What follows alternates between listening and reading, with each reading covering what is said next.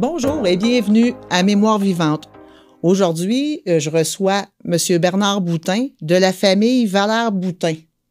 Bonjour, M. Boutin. Comment allez-vous? Ça va très, très bien.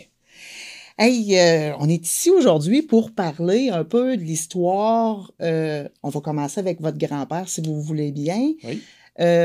J'ai entendu dire que c'était lui le fondateur de Boutin Express. Je pense que ça portait pas ce nom-là au début, mais j'aimerais que vous me racontiez un peu le parcours de votre grand-papa. Bon, ben, Valère Boutin, c'est quelqu'un qui est né, c'est un Beauceron. C'est quelqu'un qui est né à Saint-Isidore-de-Beauce. Et puis, qui a grandi là-bas, qui a vécu là-bas. Son père était Pierre Boutin. Et puis, sa mère était Adeline Rouleau, qui vivait dans le village d'à côté. Donc, ils sont mariés, puis Valère est venu au monde. Il était 15 enfants. C'était le plus vieux de la famille. Fait que là, je ne sais pas, parce que là, je suis en train de parler non seulement de mon grand-père, mais de mon arrière-grand-père, que c'est bien certain que je l'ai pas connu. J'aurais pu, mais je l'ai pas connu. Alors, qu'est-ce qu'il faisait à l'époque, je ne sais pas. Mais mon grand-père, bon, a travaillé pour son père. Est-ce qu'il y a eu des études? On ne le sait pas. Mais c'est quelqu'un qui, bon an, mal an, s'est retrouvé, a été dans la Beauce, puis s'est retrouvé un jour dans le secteur de Black Lake. Donc, pas tellement loin d'ici. Pourquoi Black Lake? Je l'ignore, mais bref, on a toujours été proche, en tout cas de la famille Beauce, région de l'Amiante, là, on est pas mal dans cet environnement-là. Ça fait que Valère Boutin, lui, il s'est marié. À l'époque, c'était à Compton. Encore une fois, une grande question. Beauce, Compton, c'est vraiment pas dans le même secteur, mais bon, il a été se marier. Peut-être que son épouse venait de là?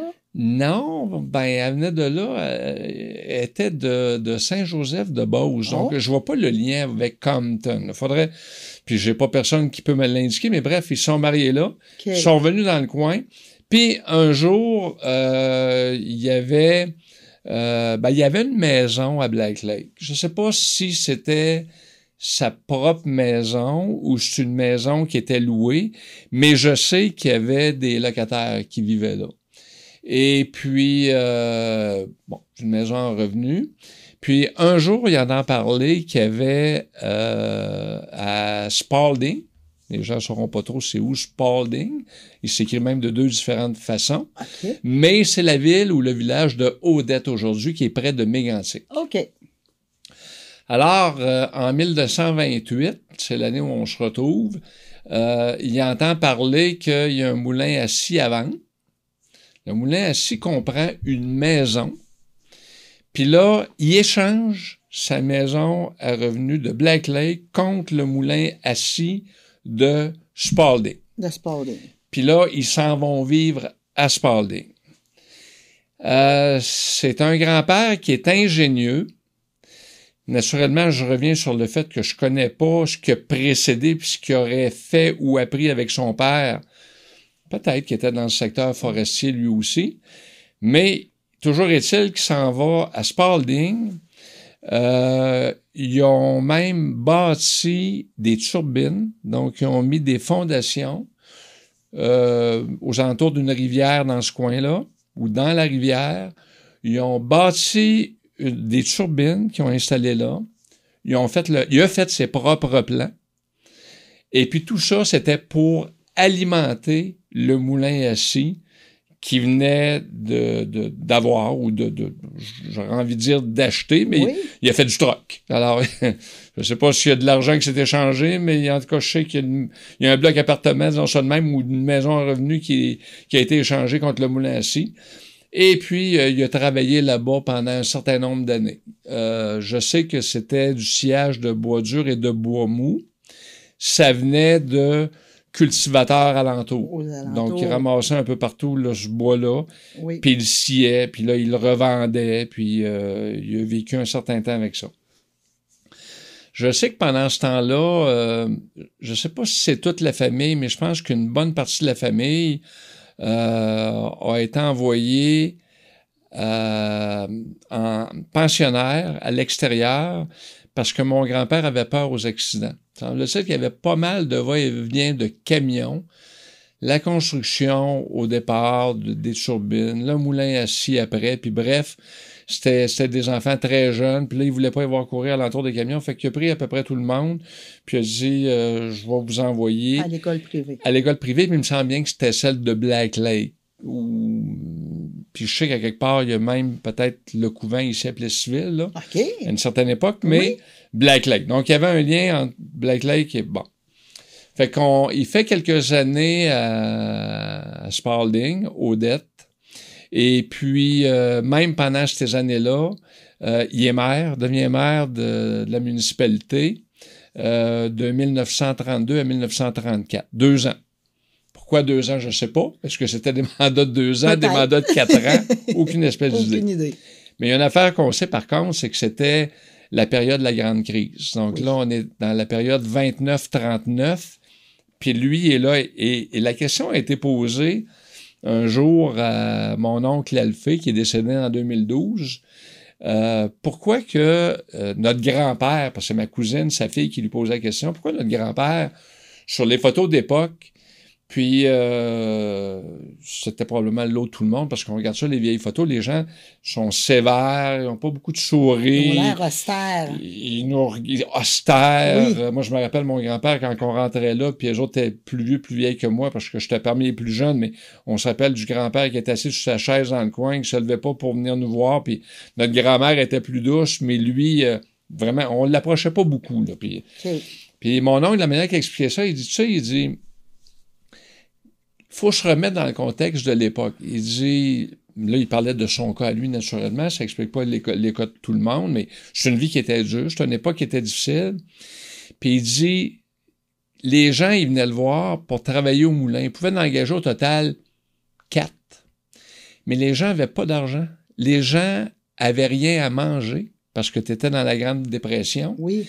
Puis là, il était obligé d'expliquer aux gens qui s'offraient juste pour leur pension, comme lui il disait, donc avoir quelque chose à manger, il était obligé de leur expliquer pourquoi que lui, je l'ai pris, puis l'autre, je peux pas le prendre. Là, je suis rendu que j'ai mes 4 ou j'ai mes 5, mais je peux pas, parce que lui aussi, il a sa famille à faire vivre, ben oui. il faut qu'il gagne sa vie lui aussi, puis qu'il économise tous les sous. Fait que c'est que ça expliquerait, selon mon oncle, Alphée, pourquoi qu'on voit que ça développe un caractère aussi fort, puis aussi sévère, puis un petit peu... En tout cas, c'était le contexte à Odette à ce moment-là, puis c'était 10 années quand même de grande noirceur, on va dire. Là, mais c'était l'époque de la Deuxième Guerre aussi. Là. C'est ce qui a précédé la Deuxième Guerre, qui a commencé justement en 1939. Ça fait que après une période à Odette, donc, on se situe à peu près vers la fin des années 30. Il était parti pour cet endroit-là en 28. Dans la deuxième moitié des années 30, il entend dire qu'il y a un moulin assis qui est à vendre à Sainte-Brigitte de Laval. Oui. Donc, ça, c'était à Québec. Alors, ils vendent le moulin ici à Odette pour s'en aller à Laval. Puis pourquoi le moulin à scie de Laval était à vendre? C'est parce qu'il était sur un côté de la rivière Montmorency, qui était une rivière, c'est comme aujourd'hui quand on regarde au printemps que c'est une rivière qui a un bon débit d'eau. Oui. Mais là, le bois, il est de l'autre côté. La forêt est de l'autre côté. Fait que ça prend un pont entre les deux. Puis il y avait une gang d'ingénieurs, il y avait l'air d'avoir un lien avec Hydro. Il y avait un autre mot avant ou après le mot Hydro. Je suis pas sûr que c'était Hydro-Québec. Mais en tout cas, Hydro quelque chose. C'était pas la Shawinigan Power? Non, c'était pas la Shawinigan Power. Mais un nom que j'ai jamais entendu. OK. Puis les ingénieurs voulaient rien savoir de ce moulin-là parce qu'il n'y a pas personne qui pouvait concevoir qu'on était capable d'exploiter ce moulin-là avec les forêts de l'autre côté, puis en passant ce qui était sur les terres de la couronne. En plus. Fait que, puis probablement qu'il était locataire des terres de la couronne parce qu'il ne devait pas être capable d'acheter ça à l'époque. Ça devait être une location, un style de bail amphithéotique. Bref, il regarde ça et il dit j'achète ça. Ça fait que là, ça a l'air qu'il a été la risée du village. Tous les ingénieurs se riaient de lui. Tout le monde passait son petit mot. Le grand-père Valère, lui, il a fait ses plans. il a dessiné son pont, il l'a construit, il a enjambé la rivière, puis quand les premiers camions sont mis à traverser le bois sur le pont, là, ça a l'air qu'il y a pas mal de visages qui sont allongés, parce qu'il n'y a pas personne qui croyait que c'était un projet qui était faisable. Wow! Fait que C'est lui, il l'avait fait. extraordinaire. Ben, c'est extraordinaire.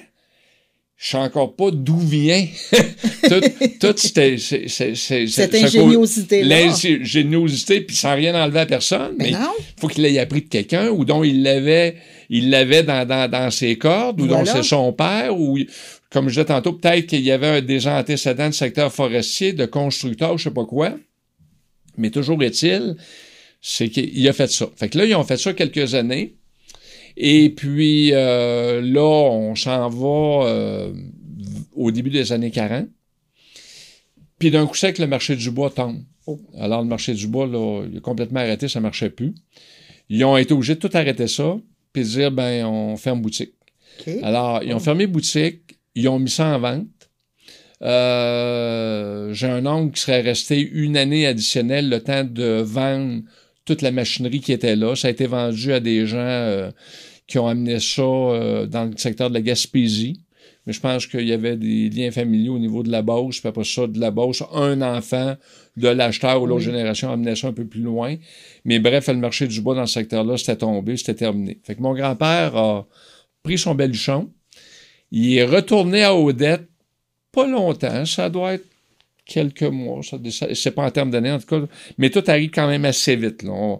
On est à l'aube de 1945, c'est là que 1945 va le voir arriver à Plessisville, mais juste un peu avant, on ferme ça, il s'en retourne à Odette, parce qu'il avait une bonne réputation de meneur d'hommes, puis de constructeur, avec ses ponts, puis tout ce qu'il avait pu avoir l'ingéniosité de faire. Fait que il s'en va là-bas, puis il est contremaître sur des chantiers de route. Donc, il construit des routes alentour de Odette.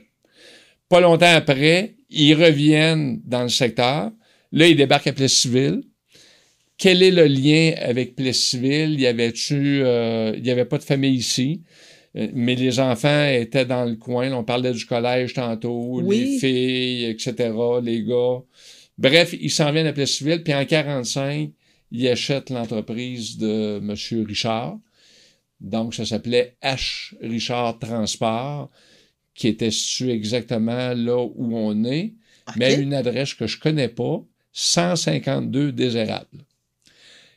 Et je devine que le 152 des Érables, probablement que la ville de Plessisville en 1945 ou un peu après, on refait tous les numéros civiques de la ville, parce que c'est devenu 18-19 des Érables. Alors, une adresse à 3 chiffres, d'après moi, ça marchait plus. Fait qu'il y a quelqu'un qui a décidé, conseil municipal, on fait ça. On refait ça, voilà. Un 8, un 9 des Érables Plessisville, mais ça n'a jamais changé de place. C'était sur le même coin de rue où était l'ancienne maison au coin de Savoie et des Érables. Fait que tout ce long parcours-là, pour en venir à acheter une entreprise à Plessisville, et à cette époque-là, il y a combien d'enfants, M. Valère?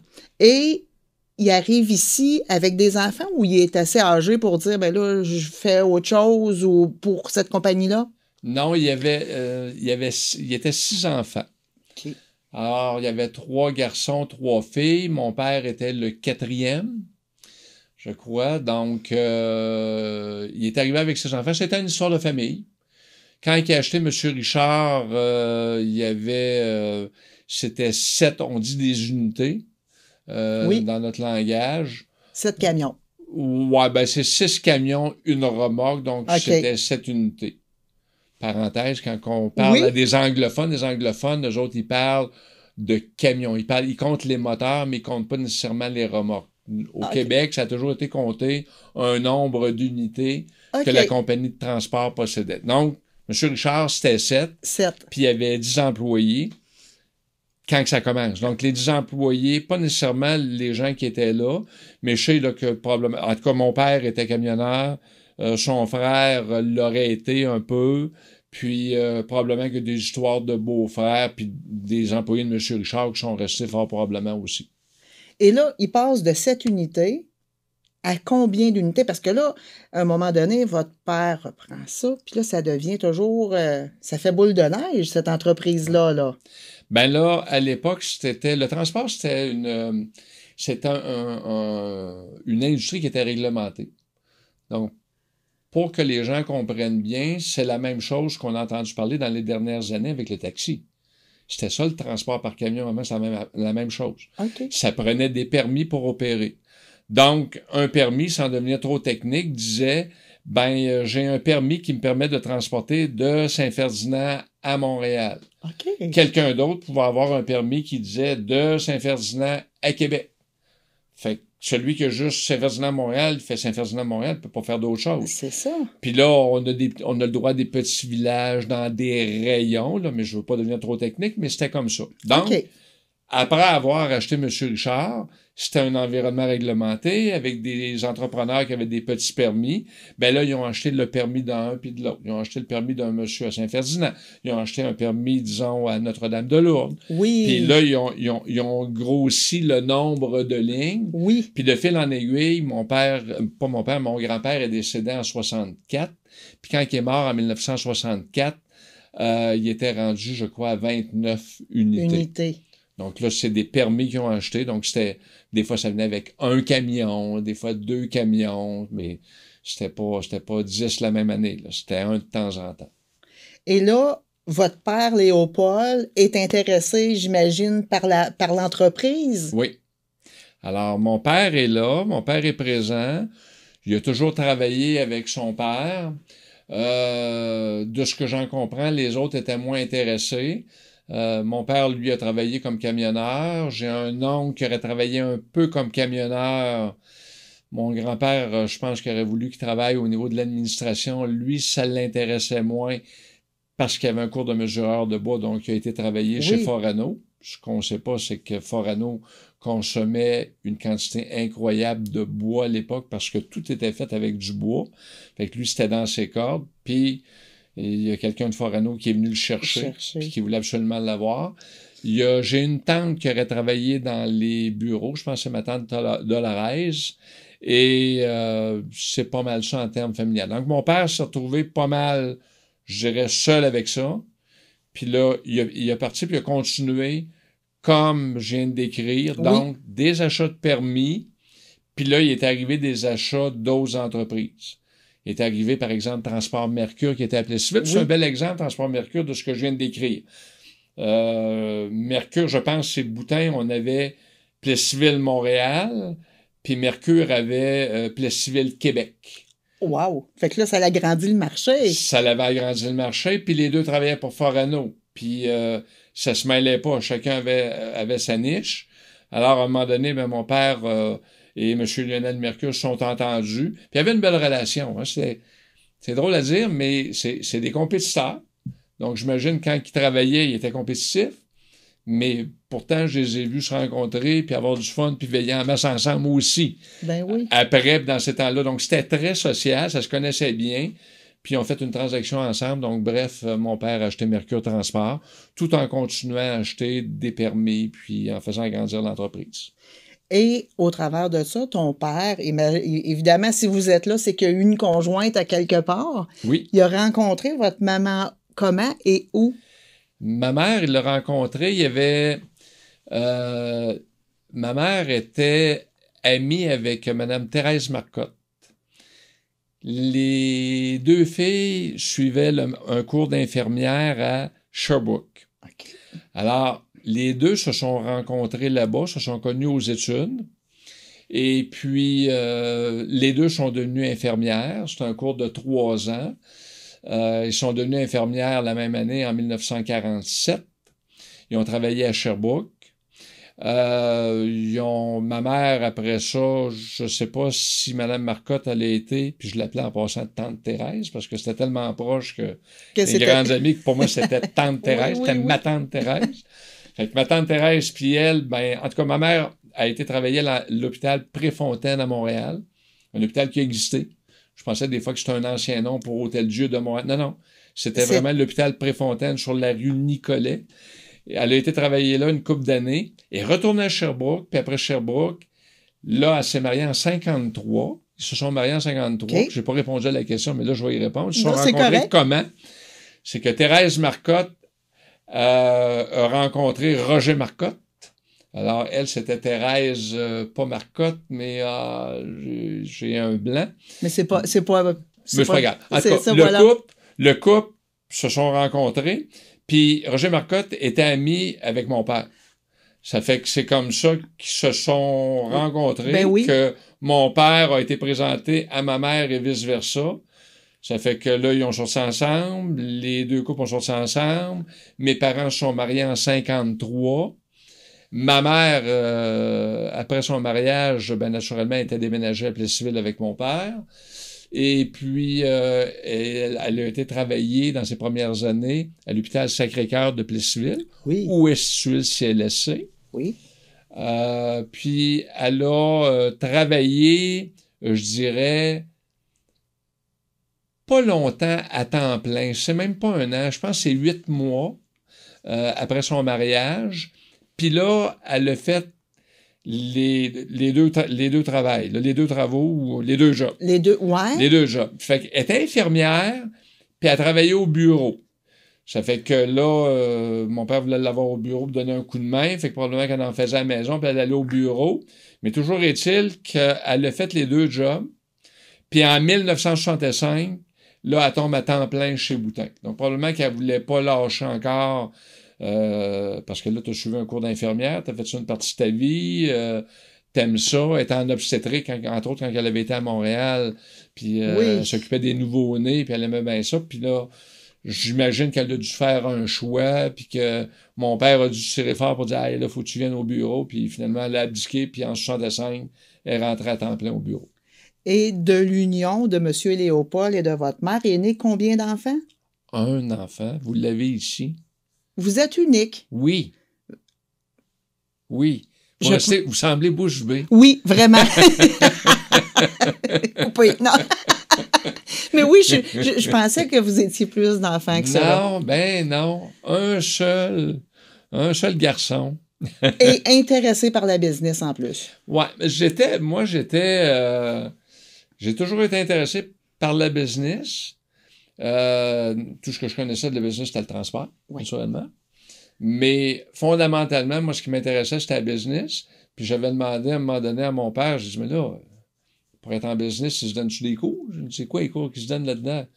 Et là, on jase de ça un petit peu. Ben, tu pourrais peut-être regarder pour faire un cours de comptable. Oh! Ah, OK. Fait que là, c'est le même que ça a commencé. Ça fait que j'ai suivi, fait mes études à Plessisville, l'école Sainte-Famille, un petit peu au secondaire, collège Claretin, polyvalente, cégep à Québec, université à Sherbrooke. J'ai fait un stage après ça à Granby. Et puis, je suis revenu. Ben là, ça prenait pour être, dans le temps, c'était des comptables agréés, on dit des CA. Aujourd'hui, ils sont tous CPA. Mais là, ça prenait le stage de 2 ans. Fait que j'ai fait un stage 2 ans à Granby. Puis, mois de mai 83, je revenais dans l'entreprise. Sauf que là, quelques mois avant, là, tu demandes à ton père, tu dis OK. Parce que là, on y pense jamais. Là. On met ça loin dans notre tête. Ben oui. Mais le jour avant que ça arrive, ou à peu près, tu te dis OK, là, je m'en viens. On va faire quoi? Tu dis à ton père, t'as pas besoin de moi. T'as quelqu'un qui fait de la comptabilité, t'as quelqu'un qui s'occupe des opérations. De toute façon, je connais rien là-dedans. Tu m'enverrais dans le garage, je connais encore moins que rien dans le garage. Fait quoi? Ah, viens-t'en, puis on te trouvera bien quelque chose. Fait que, vous, c'était la bosse des chiffres, si je comprends bien, qui était votre force, mais tant la mécanique ne l'était pas. Non, moi, je connaissais pas la mécanique, je connaissais pas les opérations, je connaissais rien. Pas compliqué, quand on sort de l'école, on connaît rien. C'est vrai? Même si on a des beaux diplômes, on connaît rien. Faut se le dire, là. Oui, c'est vrai. On connaît rien, on part à zéro. Ça donne le goût d'apprendre. Ça, c'est peut-être la meilleure chose que ça nous donne, de dire, ben, explique-moi pourquoi c'est le même, puis à quoi ça sert. Mais de dire que ce qu'on a appris, les notions vont nous servir. C'est sûr que la comptabilité, ça sert directement, parce que là, il y a quand même des livres d'une entreprise, des états financiers qui vont sortir à la fin de l'année. Fait que quand je suis arrivé, ben là, j'ai dit, OK, je vais m'intéresser à la comptabilité. C'est tout ce que je connaissais. Fait que là, puis là, on faisait faire des états financiers externes. Donc, les états financiers qui étaient trimestriels dans le temps, je je suis capable de faire ça, pas besoin d'envoyer ça dehors. Fait que je vais prendre ça, puis je vais le faire moi-même. Ben Puis quand oui. on arrivera à notre fin d'année, ben, il faudra aller chez le vérificateur, ben, j'ai préparé son dossier, puis j'y enverrai, mais au moins, j'aurais fait un bout. Puis de fil en aiguille, j'ai appris tout ce qui était pas mal là-dedans. Par contre, quand j'étais étudiant, ben moi, j'avais gravi les échelons. C'est-à-dire qu'à l'âge de 14 ans, mon père m'avait dit, ben, en fait, je m'ennuyais un petit peu, parce que là, j'avais joué au baseball à 13 ans, puis 14 ans, je voyais pas bien ce que je ferais, là, où j'avais plus le goût de jouer au baseball, je sais pas quoi. Fait que mon père me dit, ben là, on va trouver quelque chose. Fait que tu vas venir travailler. Fait que j'avais été travailler. Fait qu'à 14 ans et 15 ans, j'étais aide-camionneur, helper, comme on disait dans le temps. Oui. Fait que aujourd'hui, en termes de sécurité, il accepterait pas bien, mais j'étais assis dans le boîte du camion en arrière. Puis je tenais le stock. Pas vrai. Oh oui! On chargeait le matin. Puis là, on partait à 8 heures la run. Puis il faut comprendre que les compagnies de courrier, ça n'existait pas à l'époque. Okay. C'était tous les transporteurs généraux comme nous autres qui faisaient ça. Ça fait que tu livrais les pharmacies, les épiceries, les merceries, tout un magasin de détail, là. Tout Tout ce qu'on peut imaginer se retrouvait dans une boîte de camion. Tout se retrouvait dans une boîte de camion. Fait que il n'y avait pas de distinction entre les petites boîtes, puis pas des enveloppes, mais les petites boîtes, Oui. Là, puis on livrait tout ça. Les garages, fait qu'on partait avec ça le matin. Là, moi, je tenais le stock. Je me rappelle que je partais avec un chauffeur, Jean Perrault. Puis là, on faisait la tournée, puis on avait un petit camion. Puis des fois, le camion était bien plein, puis là, il y avait comme un panneau attaché avec une chaîne. Puis là, il fallait que je me mette un imperméable avec le capuchon, parce que là, il pleuvait à boire debout. Il fallait quand même que je reste assis là à tenir le stock. Puis on faisait le tour de la ville avec ça. Puis quand on avait fini le premier tour, entre 8 et 9, ben là, parce que là, il y avait il y avait toute la séquence. Là. Il y avait les garages en premier, puis tout ce qui était névralgique pour l'entretien. Oui. Puis après ça, on faisait la deuxième ronde au niveau du détail. Donc là, on allait livrer Dion et Frères, Jello et Fils, les pharmacies, la pharmacie Bernier, la pharmacie Demers. On faisait le tour de ça. Puis la dernière ronde, c'était les tricots. Fait que là, on partait avec les tricots, puis on allait livrer tout ce qui rentrait comme matière première dans les tricots. Donc, il y avait tricot La Salle, tricot Somerset, tricot Bélanger. C'est donc bien intéressant. On faisait le tour de ça, nous autres. Ça fait que c'est sûr qu'on connaissait tous ces commerces-là. Ben oui. ND, même, au niveau des commerces de détail, c'est à rue Saint-Laurent. Tous des commerces qui sont plus là, mais des choses que moi, j'ai connues puis que je faisais. Après ça, pendant 2 ans, 2 autres étés comme étudiant à 16 et 17 ans, là, j'ai été chauffeur de camion. Promotion. Oui. Ouais. Avez-vous aimé ça? Pas de permis, par exemple. Pas de permis, par Mais ça fait que j'ai eu, à 16 ans, 17 ans, un camion, un porteur qu'on appelle. Là. Okay. Pas un semi-remorque, mais un porteur. Fait que là, autrement dit, au lieu d'être le helper en arrière, j'étais le chauffeur en avant. C'est à peu près ça. Fait que là, c'est moi qui faisais mes livraisons. Les mêmes affaires, les mêmes runs, les mêmes choses. Le camion était un petit peu plus long, parce que là, au lieu d'avoir le tout petit camion de ville, on l'avait agrandi, on avait plus de marchandises probablement. Fait que j'ai fait ça 2 ans. Après ça, 18-19 ans, là, grosse promotion, chauffeur de camion semi-remorque. Pas plus de permis que la fois d'avant. J'allais le demander. Non, puis je l'ai déjà raconté Pas vrai? à mon association professionnelle. On m'avait demandé de donner une petite conférence quand j'étais président, puis je leur avais tout dit ça. Ça avait fait bien rire le monde, parce que là, avec les règlements qu'on connaît... Mon Dieu. C'est une autre vie, hein? C'était comme impensable de dire qu'on a été un jour illégal. Oui. Fait que j'ai fait ça une couple d'années. On dirait que c'est toujours par tranche de 2 ans. Puis Ben après ça, à 20 ans, j'aurais voulu faire ça. Puis là, il y a quelqu'un qui a levé la main, mon père, il dit non. Là, il dit, faut que tu rentres dans le bureau, là. Ben là, c'est le fun, ces camions, là. Puis, vous aimiez vraiment ça, les camions? Ben oui. Non. Ouais, puis j'étais étudiant, j'étais rendu à l'université en plus. Puis là, non, l'été prochain, il faut que tu rentres dans le bureau. Il faut toujours bien que tu apprennes qu'est-ce qui se passe dans le bureau.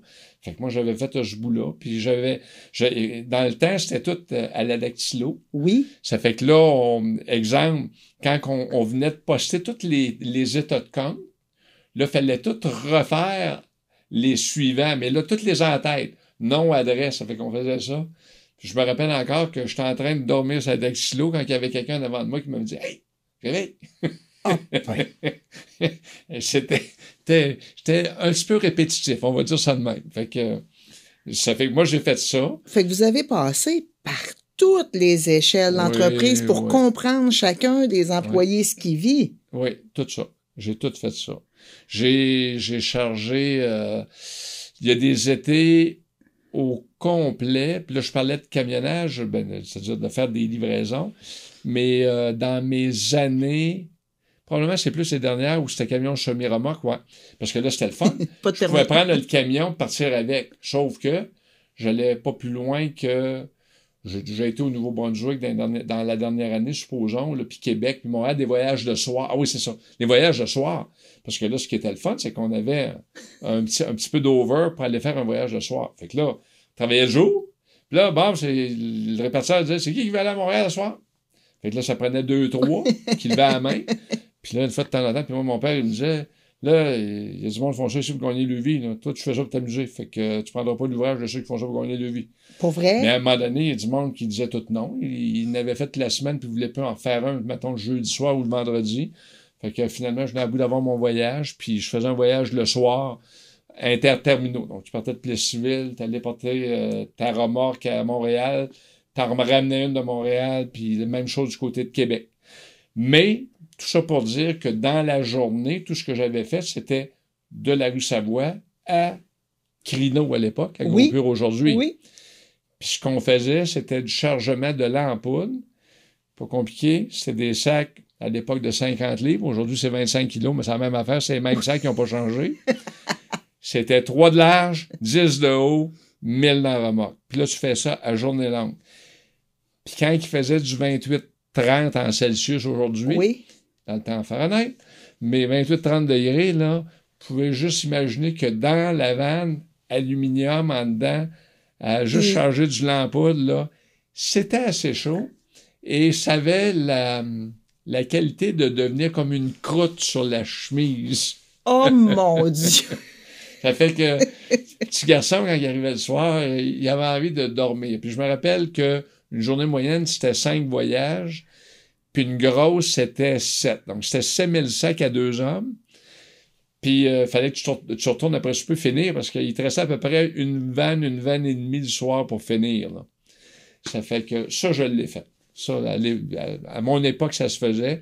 Puis après ça, là, c'était des chargements sur palette, puis le manuel, on en avait plus. Ça m'amène une réflexion que je trouve importante de mentionner. Souvent, il y a des gens qui ont des sous, puis on les jalouse. Je m'inclus pas dans le tas, mais tu sais, on jalouse. Mais il n'y a jamais personne qui a gagné rien en ne faisant rien. Non. C'est juste qu'on ne voit pas toujours l'ampleur du travail, parce que ce que vous décrivez là, c'est physique aussi, là. Tu sais, vous avez commencé en bas de l'échelle comme tout le monde, puis votre père, je pense, en tout cas de ce que j'entends, vous n'avez pas eu de faveur, là. Non. Lui, il a travaillé dur, son père avait travaillé dur. Je trouve que c'est important de le mentionner, parce qu'on a tout le temps l'impression que t'es jalousé parce que tes parents en avaient, mais moi, j'ai appris beaucoup plus tard. On fait des choses. Premièrement, on se plaint pas. Je me plains pas parce que j'étais bien content de faire ça. Oui. J'étais bien content d'avoir un job d'été. Il y a peut-être des amis à l'entour de moi que je me souviens qui auraient voulu avoir un travail d'été, mais des fois oui, des fois non. Donc moi, j'étais chanceux. J'avais un job d'été. Oui. Puis j'aimais ce que je faisais. Mais ce que j'ai plutôt retenu, c'est qu'un jour, j'étais dans une conférence de l'Association du camionnage du Québec, puis est arrivé un conférencier dans l'après-midi, puis ça m'a toujours resté.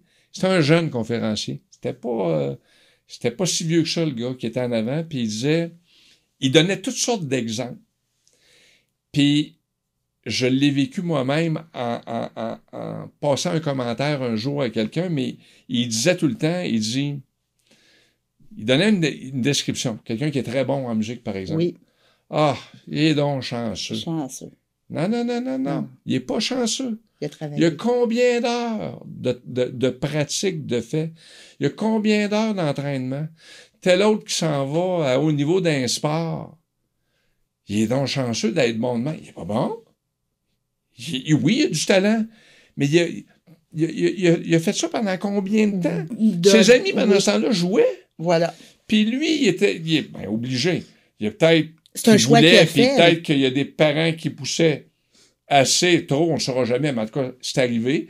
Céline Dion, qu'on a déjà entendu dire, elle pratiquait sa voix, puis elle était toujours dans le genre d'affaires, mais ça prend un talent à la fin, mais il faut se dévouer. Puis d'ailleurs, ça j'allais dire. À un moment donné, je me retrouve sur la scène à Victoriaville du défunt Cinéma Laurier, Oui. parce que j'étais président d'honneur d'un organisme. Puis juste avant que le rideau s'ouvre, moi j'arrive par en arrière, puis je vois le pianiste qui s'installe, c'est un jeune. Sans y penser, je passe exactement le même commentaire. Ah, t'es chanceux, j'aimerais ça, être capable de jouer du piano ou avoir le talent que t'as pour jouer du piano comme, là, pas encore entendu, mais Oui. comme tu es capable de le faire. Il dit, monsieur, vous saurez, c'est pas de la chance. Si vous saviez le nombre d'heures par jour que je pratique, puis là, ça m'était revenu. Oui. Ce que j'avais déjà entendu, là. Puis lui, il disait, moi, ça m'avait lâché un 4-5 heures par jour de pratiquer son instrument, là. Fait que c'est un peu ça. Faut se mettre les mains dedans, puis il faut faire des efforts, puis... C'est important. Il y a des gens qui le font, puis qui n'auront pas toujours la chance non plus. Hein? Non. Des fois, il y a toujours des événements qui peuvent arriver. Là. Voilà. Et avec vous, quand vous avez terminé, il y avait combien... Tu sais, l'évolution... En 64, quand mon grand-père est décédé, mon père prend ça à 29 unités. 29. En 83, quand moi je suis arrivé, c'était 98 unités. J'ai toujours le chiffre 100, là, précisément 98 et 75 employés. Puis à notre plus fort, on s'est rendu à plus de 900 unités, je dirais moins de 1000, puis on a atteint plus de 500 personnes. Je pense qu'on a gravité aux alentours de 525-530 employés. C'est énorme comme entreprise. Bon, ça a bien été, disons. On a fait notre petit bonhomme de chemin, un pas à la fois. Les gens nous ont fait confiance. On a eu toutes sortes de périodes, comme toutes les entreprises, dans tous les domaines. Oui. Mais ça a grandi, puis ça a bien été, oui. Et la transition entre M. Léopold, votre père, et vous, ça s'est fait comment? Ça a-t-il été quelque chose de laborieux? Ça a-t-il... Je fais partie de ceux au Québec, probablement, qui ont eu le plus beau plan de relève. Oui. Oui. Avec mon père, c'est pas compliqué. Si on résume, là, il dirait ce qui est à moi est à toi. Ça résume. Donc, l'entreprise est là, est en santé, zéro dette. Je débarque. Comme j'ai dit tantôt, je connais rien. Puis là, quand on achète des camions puis des remorques, un petit détail technique, c'est que on construit la remorque puis on construit le camion. Donc, le camion qu'on achète, on peut parler d'un international. Oui. Mais on a le choix de moteur qu'on va mettre dedans. Oui. On a le choix de la transmission qu'on va mettre dedans. On a le choix des pneus qu'on va mettre dedans. On a le choix de dire, faudrait pas qu'il y ait un poids de plus que tant. On a des dimensions qu'on veut respecter parce qu'on veut l'envoyer dans telle juridiction aux États-Unis, au Québec, en Ontario. Il va-tu avoir une charge très pesante comme un 4 essieux en arrière? Oui. Mais moi, je connais pas ça. Faut toujours bien que quelqu'un me demande. Ben là, je compte la dernière histoire, oui. là, c'était devenu plus technique, c'était mon époque à moi, mais à l'époque, au départ, c'était pareil, là. Fait que là, à un moment donné, je m'installais avec mon père, puis il y a des grosses commandes, là. Un camion de temps en temps ou une remorque de temps en temps. Puis je me souviens encore qu'une fois, faut passer une méga commande de 4 remorques. Fait que là, on commence la conversation avant dîner. Puis on jase un peu. Mon père, on regarde ça ensemble. On en parle, on donne des trucs, puis tout ça. Puis... Bon, là, puis lui, midi, c'est midi. Bon, on va aller dîner la midi. OK. On continue ça dans tout, oui. Fait que là, on va dîner. On vient après dîner. Là, il passe en avant de la porte. Hey, j'ai dit, il faut continuer, on va commencer, là. Ah, il dit, fais non, je suis avec ça. Là. Il doit être capable de t'arranger. Fait qu'il me l'a dit à peu près 2-3 fois. À peu près le même genre d'anecdote. Il voulait pas savoir ce que j'achetais. Il voulait pas savoir... c'était correct. Ça fait qu'il m'a dit... Il faisait confiance. Il faisait confiance. Arrange-toi avec ça. Fait que j'ai acheté des équipements. J'ai rentré des clients. Je me rappelle qu'à mon époque, à chaque fois que je voulais aller voir un client un peu plus gros, Nous autres, mon grand-père avait construit un entrepôt à Montréal en 59. C'était dans l'est de la ville, juste à côté du pont Jacques-Cartier. Genre de place que tu te rencontres la première fois que tu y vas le soir. C'est pas si intéressant que ça. Ben, un coup rendu pour faire le changement de remorque, peut-être que je vais faire ça un peu plus vite que je pensais. On n'y a pas pensé avant d'arriver, mais là, puis personne ne l'a dit. Hein? Il a dit, non, ben, on y fera pas peur. Tu t'en vas dans, comme les vieux disaient, dans le faubourg à Amelache, mais ça, ils ne l'ont pas dit. Fait que, on a ça, mais c'était petit, c'était exigu, puis c'était plein. Puis à chaque fois que je voulais faire de quoi, mon père me disait, tu vas faire quoi avec Montréal? Je vais quoi avec Montréal? Oui. Si tu rentres à ce volume-là, si tu rentres à ce client-là, tu n'as pas de place pour mettre ça à Montréal, parce que c'est pas un place civil. Ton client, il va. Ouais, OK. Je passais tout droit. Quelque temps après, bon, hey, là, je m'en vais travailler telle affaire, je vais aller voir tel client, je vais avoir tel volume. Tu vas faire avec Montréal? Ça, ouais. Je sais pas ce que je vais faire avec Montréal. J'aime ça. À un moment donné, je me suis choqué, j'ai dit, je vais le régler, Montréal. J'ai pas dit un mot, j'ai dit, je vais le régler, Montréal. Fait que je pars, j'entends dire qu'il y avait un organisme de Montréal qui était acheteur pour sortir des entreprises d'un quartier résidentiel. C'était tous des logements qui étaient à côté, puis bon. Fait que je viens à bout de mettre la main là-dessus par personne interposée. Je ne connaissais rien là-dedans. Là, je viens d'arriver, là, j'étais un petit kid, là. 85. Fait que 85, j'ai 28. Fait que je suis né, c'est ça, 28. Même pas. Alors, je trouve le contact, je rencontre du monde, je parle, dans le fond, c'est la ville de Montréal, puis on s'entend, ça vaut combien, petit, pata, je vends le terminal. On vient d'abord, je dis à mon père, je dis, Pat, le terminal est vendu. Ah ouais, t'as vendu ça à qui? J'ai la ville de Montréal. J'ai déjà vendu ça. T'es bien sûr? Oui. Puis j'ai dit, l'autre terrain qu'on a à côté pour mettre le surplus de remorque, parce qu'il y avait un autre terrain de stationnement, j'ai dit, Transport Lacombe m'a appelé, là, puis lui, il est preneur. Là. Ah ouais? Oui. Ça fait. Puis pendant ce temps-là, ben là, il fallait s'en trouver naturellement un autre. Fait que là, on avait été en voir un, j'avais été avec lui déjà. Puis dans la même époque, j'ai peut-être inversé un petit peu parce que je savais que l'autre était possiblement à vendre. Il y a une entreprise qui achète une compagnie de transport. Donc, c'était à l'époque Expeditex qui achète Harvey Transport du Lac-Saint-Jean, qui a un terminal à Saint-Léonard sur la rue Pascal-Gagnon.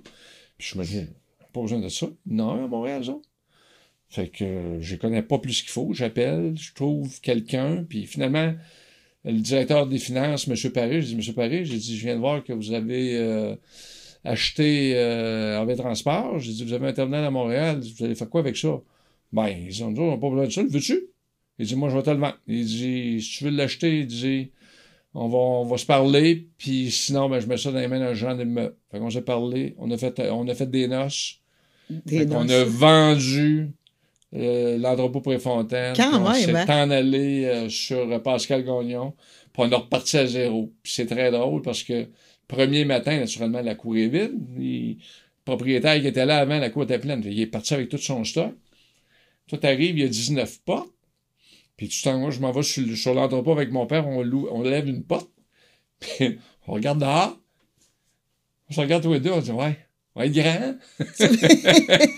Là, il semble qu'on arrive avec 3-4 remorques ou à peu près, puis tu mets ça dans un terrain qui peut en contenir des dizaines à l'époque.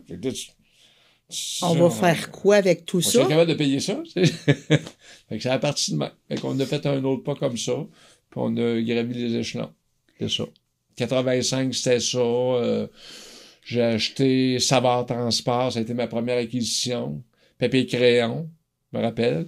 Des feuilles 7 colonnes avec un crayon de plomb. Puis là, je faisais des calculs pour savoir quel prix qu'il faudrait que je paye ça. Mais moi, j'avais pas de formation, là. Faut se rappeler que j'étais comptable stagiaire. J'ai pas été longtemps dans un bureau de comptable, moi, là. Je faisais pas de rencontres avec des clients puis de discuter de leur fiscalité puis des grands projets puis la rencontre de fin d'année avec le client. Non. Moi, j'allais j'allais faire de la vérification dans l'entreprise. Oui, et mon Dieu, hein? Puis quand mon 2 ans, j'ai été fin, j'ai fait 30 mois au lieu de 24. Puis j'ai dit, ciao, bye. J'ai dit, je m'en vais. Mais là, je connais rien, là. Fait que là, je me suis fait une idée de comment je pourrais calculer puis que ça vaudrait. Puis j'ai dit, bon, OK. Puis là, j'ai négocié. Fait que quand j'ai acheté Transport Savard, parce qu'AgroPure nous avait fortement recommandé, c'était quelqu'un qui faisait le transport pour AgroPure Notre-Dame-du-Bon-Conseil. Oui. Puis c'était un client qu'on avait en commun, puis ils ont su qu'il était à vendre. Fait qu'ils ont dit, on aimerait ça que vous regardiez parce que d'avoir un nouveau, ça ne tente pas vraiment. J'ai acheté après ça Amel Transport à Lobinière qui nous a donné Bécancour. Après ça, on est tombé dans l'époque des grandes alumineries. Parce que là, parce qu'on mettait un pied à Bécancour, oui. Là, on est rentré dans ABI. On a même participé à la construction de l'ABI. Il y avait des intrants qui allaient là. Donc, on était encore dans certains permis. Fait que ça nous a donné le permis pour faire ça. Parce qu'il y avait des partenaires là-dedans, 4 propriétaires. Il y en a un d'eux autres qui était, aujourd'hui, ça s'appelle Alcoa, dans le temps, c'était Alumax. Oui. Mais Alumax était propriétaire de 25% d'ABI. Quand il a levé Deschambault, ils ont dit à leur transporteur de Bécancour, vous allez nous desservir à Deschambault, on veut voir. Après ça, Reynolds, qui était un autre 25%, nous a dit, on leur a dit, on serait peut-être intéressé à vous desservir à Bécomo, on vous a déjà comme client, et ils nous haïssaient pas tant. Il nous haïssait pas tant. Je me rappelle qu'il y avait le gros transporteur du Québec qui faisait ça à l'époque. On avait essayé de les approcher pour dire, peux-tu travailler avec vous autres? Puis le petit junior de Place Civile qui les approche pour dire, on peut-tu travailler avec vous autres? Ils nous ont dit poliment qu'il n'y avait pas besoin de nous autres pour faire des affaires. Ça fait que nous autres, au lieu de faire affaire localement, on a pris l'avion, on a décidé d'aller parler directement aux Américains à Richmond, Virginie. Vous êtes bilingue? Pas tant. OK. Mais il y avait un type, et je vais le nommer parce qu'il a fait beaucoup pour l'entreprise, il s'appelle Jacques Beauchesne. Chemican.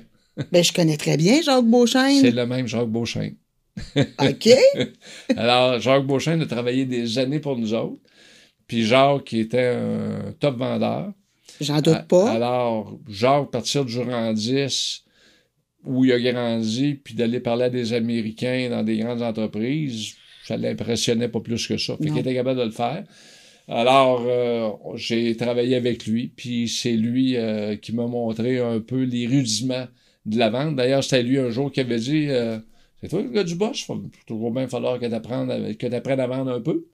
Fait que, ouais, viens avec moi, on va te montrer ça. Excellent professeur, hein, j'imagine. Oh oui, ça a été un bon contact. Fait qu'on on a grandi avec cette époque-là d'aluminerie, puis on les a aidés dans des moments difficiles, ce qui nous a donné un bon coup de main. On a fait des choses pour eux autres que d'autres transporteurs refusaient de faire.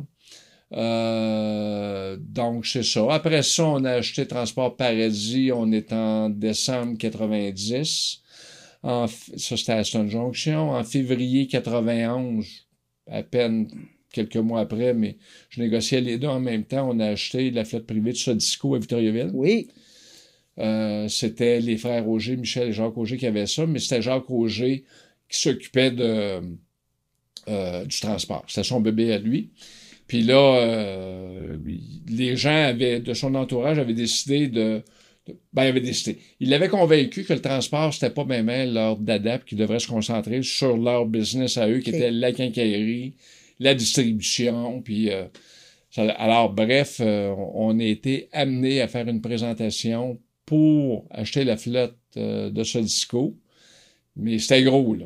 Encore là, t'es tout jeune, puis je me souviens encore, il y a une étape qui a précédé celle-là, parce qu'on a fait du transport général pour eux autres, mais peu importe, les étapes se ressemblent, c'est-à-dire, c'est des personnalités importantes, des personnalités, la vice-présidence, les branches, là, la haute direction de ce beau monde-là, ils tombent à l'œil, là, puis je me rappelle qu'il y en a un qui dit, écoute, il disait à sa secrétaire, tu vas me caler lui, puis c'est une réunion tout de suite dans la salle de conférence de l'autre côté, puis là, je me suis dit, moi, c'est parce qu'on m'a pas dit qu'il fallait que je fasse une présentation à tout le monde, là. Puis là, tout le monde me disait dans le corridor, t'es bien mieux de pas te tromper, puis t'es bien mieux de pas manquer ton coup, puis on t'a à l'œil, tous tes messages passaient, parce que, disons que j'étais pas bienvenue. Ben non. Il y avait Michel Transport, le transporteur de la plage, qui était pas loin, là. Le gars de Plessisville, lui, j'étais pas tout à fait là. Pas tout à fait. Fait que du haut de mes quelques années, en tout cas de ma jeunesse, ben là, t'as pas le choix, t'es placé devant un fait accompli. Puis je me rappelle Jacques Beauchesne qui était là, à un moment donné. Peut-être pas à cette étape-là, mais un autre. La première fois, je pense qu'on a pris du galon chez eux, là. Puis il avait dit, ben, c'est toi le boss, c'est toi qui vas parler. Moi, j'étais pas prêt à ça. Lui était habitué, mais pas moi, là, pas du tout. Fait qu'il a fallu que je me déchaîne un petit peu plus vite, puis que là, je fasse un pitch de vente, puis ça pressait, là. C'était on the spot. Fait qu'il n'y a pas personne qui dit, c'est de même, ça va se passer. C'est là. C'est pas le choix, on te demande de le faire, puis c'est eux autres, là. Fait que ça a bien été. Fait en tout cas, on a fait un bout de chemin avec ça. Ben oui. On est tombé dans ça, c'est du transport dédié qu'on appelle. Une flotte qui travaille pour un client. Mais en parallèle, à un moment donné, vous avez fait votre vie, vous aussi, là. J'ai fait ma vie? Moi, j'ai-tu eu le temps? Je me souviens plus. Arrêtez. Je connais France. Vous avez sûrement eu le temps parce que je pense qu'il est venu 3 enfants, oui. Oui, c'est vrai. Vous avez rencontré France comment? À l'université. Une rencontre, en fait, à l'université. On va dire dans la région de Sherbrooke. Parce que moi, j'allais à l'université de Sherbrooke, puis elle allait à l'université Bishop à Lennoxville. Oui. Donc, par amis interposés, pour l'histoire des parents qui se répètent. Alors, par amis interposés, on est présenté, on se rencontre, on est en 79, on se met à sortir ensemble, et on se marie en 82. Puis là, j'imagine que vous allez me demander, y a-tu eu des enfants? Ben là, je sais qu'il y en a eu 3, qui n'est pas unique. Non, c'est ça. Alors là, on a eu 3 enfants. Là, ça a été une grande différence. Fait que Jean-Philippe, il est né en 84. Alexandre est né en 88. Puis étant donné que j'ai pas une grande mémoire, puis je n'avais pas plus à cette époque-là, Jean-Philippe est né le 4 février, le jour d'anniversaire de Léopold Boutin. Oui. Puis le 25 mars, Alexandre, le jour d'anniversaire de Lucille Boutin. OK. Fait que je viens d'éviter d'avoir 2 dates additionnelles de naissance à gérer en partant. Puis Carl, lui, est arrivé en surprise le 21 août 95. Vous vous en souvenez, c'est déjà bien. 7 ans après, oui, c'est ça. Oui, parce que là, c'était 2 générations de parents aussi. 84, 88, ben oui. T'es avec ta gang. Après ça, t'as une interruption, puis là, tu recommences. Et là, parce que le temps file, et puis là, vous avez vos 3 enfants, et y a-tu de vos enfants qui ont fait un peu le même cheminement que vous, c'est-à-dire de suivre vos traces, de travailler dans l'entreprise, où les temps ont tellement changé que c'est différent, et puis... Mes enfants ont fait la même chose que moi. Ils ont travaillé dans l'entreprise à différents niveaux. Quand ils étaient étudiants, ils ont travaillé au niveau des opérations. Ils ont travaillé dans les bureaux en tant qu'étudiants. Le plus vieux, Jean-Philippe, est venu travailler avec moi. On est en 2009, je pense. En tout cas, il a suivi son cours de comptable. Lui, c'est pile pareil, là. C'est même, j'avais fait une plaisanterie à un moment donné, j'avais dit, mais là, il fallait aller visiter, je pense, c'était le cégep ou l'université, je pense. Puis là, il fallait faire le tour, ouais, c'est ça, le tour des facultés, on était supposé, fait qu'on commence par la faculté d'administration. Bon, j'ai dit, laquelle autre que tu veux nous faire visiter, là? Il n'y en a pas d'autre. Comment ça? J'ai dit, c'était pas l'entente qu'on avait? Non, il dit, on va arrêter ça là. J'ai dit, l'administration, ça devrait être correct. Fait qu'il a décidé de faire un comptable. Ça fait qu'il a été comptable. Il a fait son stage à Victoriaville chez nos comptables Pellerin Potvin-Gagnon. Donc, aujourd'hui, ça s'appelle PPG. Oui, je connais. Puis après un certain nombre d'années, ben là, il est venu travailler chez nous. Il est rentré comme directeur du prix de revient. Puis, en dernier, il était vice-président opération de l'entreposage parce on était rendu au niveau entreposage. En 99, on s'était construit à Boucherville un entrepôt, puis on a acheté puis on a loué ailleurs aussi pour grossir ce secteur d'activité-là. Mais en même temps, il cumulait les postes de directeur des finances et directeur des technologies de l'information. Alexandre, lui, même cheminement, Lui, quand il est arrivé à l'université, il a dit, il a fait un an de génie mécanique. Puis là, il a dit, non, ça me tente plus. Fait que, il y avait une annonce à la télévision qui était à peu près identique à celle-là.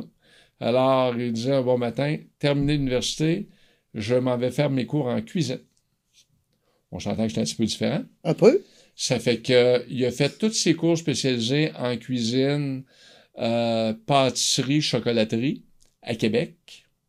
Après ça, il a été travailler, juste expatrié 6 mois environ dans un relais château en France. Après ça, quand il était question de revenir, ses professeurs qui se rappelaient de lui l'ont fortement recommandé à un autre relais château dans la ville de Québec. Fait que là, il a été travailler là. Puis finalement, un beau jour, il m'a dit, Père, il dit, j'accroche mon tablier, là, je suis tanné de ce milieu-là. Il a toujours continué à adorer le secteur de l'hôtellerie ou de la hôtellerie, gastronomie. gastronomie, jouer là-dedans. Fait qu'il est encore excellent là-dedans. Mais pour travailler dans le domaine, il aimait plus ça. Alors là, il est venu travailler chez nous. Il a travaillé aux opérations. Il a gravi toutes sortes d'échelons. Puis lorsqu'on a fait la vente en 2022, il était rendu en gestion de projet. Puis c'est lui qui implantait le nouveau système informatique. On achevait l'implantation d'un nouveau système informatique spécialisé en transport chez Boutin. Puis aujourd'hui, il est directeur informatique dans une filiale de Transforce International, TFI International, qui est l'acquéreur. Puis il a continué, puis il est diplômé en informatique, puis il est diplômé en gestion de l'approvisionnement aussi. Fait que, puis il n'était pas intéressé, les enfants, à racheter la division transport. Non. Ouais, c'est correct. Puis Carl, lui, il a toujours fait son petit bonhomme de chemin à l'extérieur. Il a suivi le même parcours. Il a fait un bac en relations industrielles à l'Université Laval. Il est parti dans l'Ouest canadien. Il était en même temps dans la réserve de l'armée canadienne. Oui. Et puis, il a été travailler pour une entreprise dans la vente d'équipements spécialisés pour les équipes d'intervention policière, là, les SWAT qu'on appelle. Oui. Là. Alors, vendre du matériel spécialisé, puis il est en charge de développer le Québec. Puis aujourd'hui, il est à temps plein, il est rendu capitaine adjudant, puis il est dans la direction des opérations à Calgary. Fait que vous avez 3 enfants qui sont bien placés, duquel vous ne savez pas vous inquiéter du tout, là. Non, ça va très, très bien. Vous me disiez, 2022, c'est la fin des opérations, pour vous, du moins, de transport Boutin Express, et c'est une... C'était Groupe Boutin. Le groupe Boutin, pardon. Ouais. C'est la fin de ce groupe-là. Est-ce qu'il vous reste d'autres choses maintenant ou vous êtes à une retraite paisible et agréable? Ben, en fait, Groupe Boutin, il y avait 3 volets en termes Groupe Boutin. En fait, il y a 3 business dans la famille. Okay. Il y a le business que tout le monde connaît, qui est le transport. Oui. Il y a le business d'entreposage que j'ai abordé brièvement. Oui. Puis, il y a le business de l'immobilier parce que les bâtiments font partie d'une tentacule séparée, Okay. qui est familiale.